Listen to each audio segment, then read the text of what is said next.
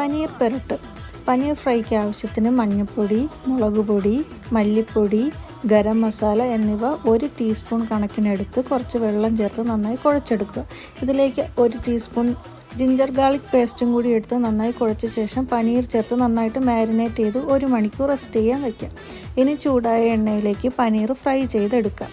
ഈ സെയിം എണ്ണ തന്നെ നമുക്ക് മസാലയ്ക്കായി യൂസ് ചെയ്യാം. ചൂടായ പാനിലേക്ക് എണ്ണ ഒഴിച്ച് ചൂടായതിന് ശേഷം ജിഞ്ചർ ഗാർലിക് ചതച്ചത് ചേർത്ത് 1 കപ്പ് ചെറിയ ഉള്ളി, 1 സവാള മുറിച്ചതും കൂടി ചേർത്ത് നന്നായി ഇളക്കി യോജിപ്പിക്കാം.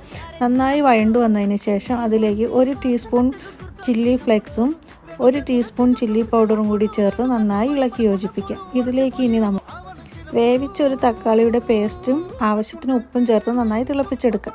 ഇനി ഇതിലേക്ക് പനീർ ചേർത്ത് നന്നായി മിക്സ് ചെയ്യാം. ഇതാ റെഡി ആയിട്ടുണ്ട് നമ്മുടെ പനീർ പെരട്ട്. ഈസിയാണ്, ടേസ്റ്റിയാണ്, ട്രൈ ചെയ്യും.